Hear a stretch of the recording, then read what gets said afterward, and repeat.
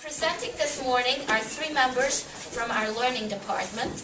Janet Favero, who is head of the department, Sally Trapp, who serves our pre and lower schools, and Sarah Judd, who is back there, who serves our middle school.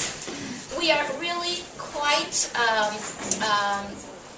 fortunate to have amidst our school individuals who are knowledgeable and who stay abreast of research that is so important in neuroscience. Research that is truly informing the way we produce our teaching style and the way we're able to direct our students to effective learning. So the presence of the learning department is really an asset for the Key School. Though none of us is a neuroscientist, we have benefited tremendously from the extensive professional development work we've been able to do, primarily through attendance at a conference that started more than 12 years ago called Learning in the Brain. And someone from this department has attended that conference at least every year. And it's an opportunity to listen to the neuroscientists, the physicians, the cognitive scientists, the psychologists, the educators, the practitioners, and figure out what it is that is going on in research that applies to us and how we're going to interpret that. Mainly for you as adults, we're looking at intrinsic motivation for you to be here.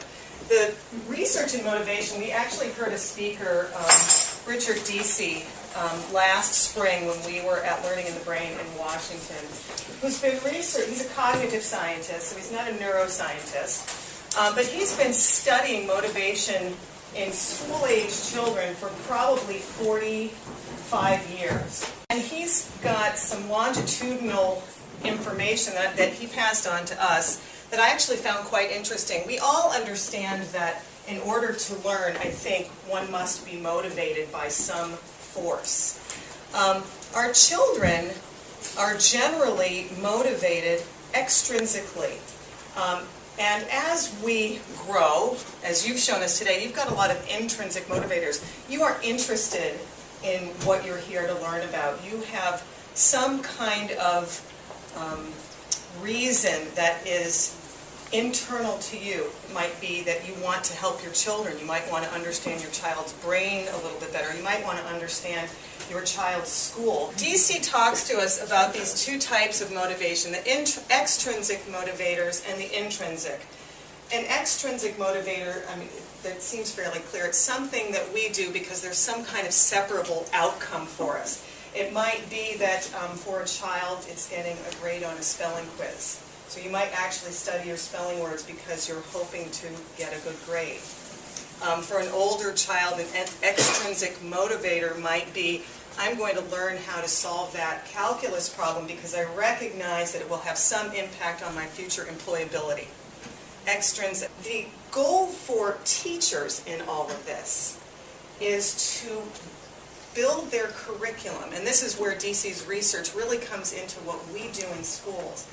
Because younger children are generally not as intrinsically motivated by school, our goal is to create curriculum that transforms their extrinsic motivation into intrinsic motivation.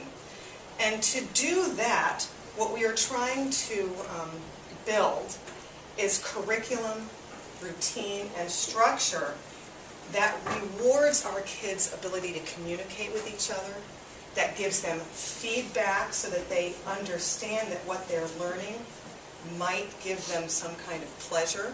In order to lay down new memory, motivation is essential. It might be extrinsic, it might be intrinsic.